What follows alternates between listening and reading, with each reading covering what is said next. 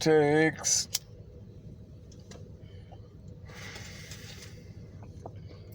a spark.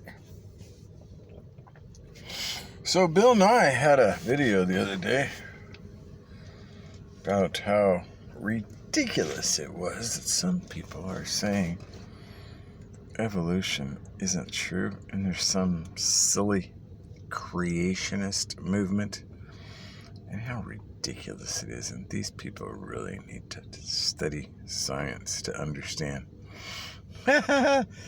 So I quite enjoyed the however many 5 minutes it was of Mr. Know-It-All, the science lie.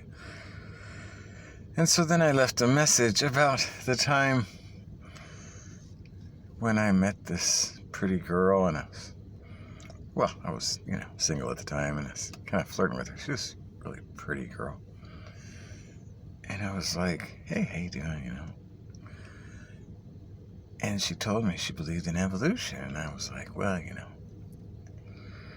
she's pretty. Maybe I can convert her and draw her to the other side, show her some truth. I kind of like debates. With the girls, kind of fun. They like to talk, so. Anyway, I told her, I was like, the thing about evolution that really gets me. I like to look at my grandparents' picture and not think that they look more like a monkey. And I thought, I got her right there, right? And she was looking at me like total deer in headlights and like kind of shaking her head like, I don't know what she's saying. I'm like, what? And she goes, well, I look at my grandparents' picture and I can tell they're uglier than me because we get more perfect every generation. So of course they look more like monkeys. I'm more beautiful than any of my grandparents or any of my relatives.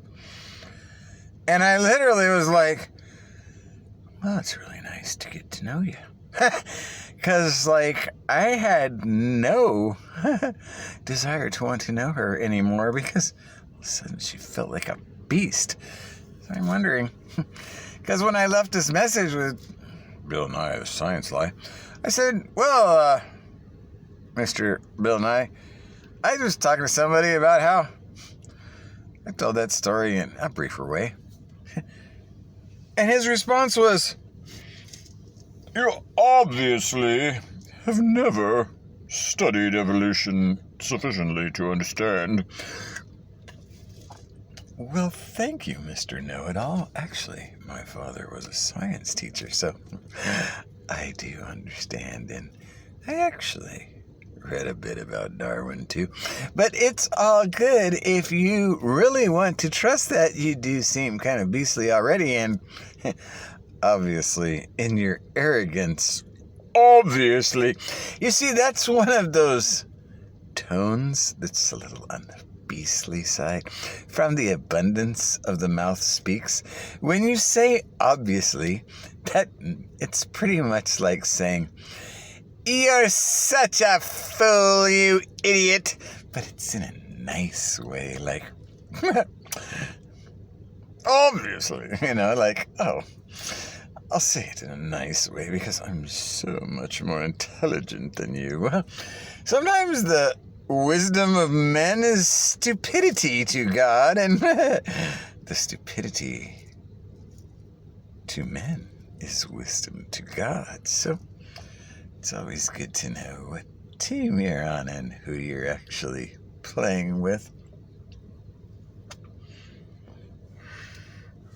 Because I'm afraid the evolution lie, well, let's just say those believers, they might see King Kong pretty quick, but it's not going to be my king, but it might be the king of their faith, and well, that could be quite a show, and I'd love to watch it so, but I don't think I want to be on that stage.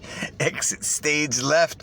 All the world is a stage anyway, and from the King's team, well, peace on earth, goodwill toward men was what the angel said, so it would be good to go with that plan because arguing with him is not real smart. Those angels, they always say things perfectly because they're not like us. They can't just lie. They're like the original kosher ones. Well, besides that, Lucifer, and he's pretty busy right now with the deity of Christ and everything, you know.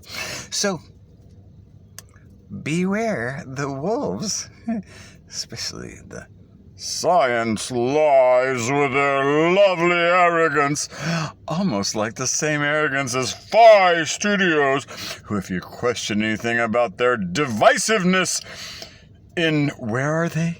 In the Promised Land area? And they're fighting for the cause. Just send $5, it'll be fine, right? But you don't want to talk about a king. Oh no, you're not an apostate telling us the news.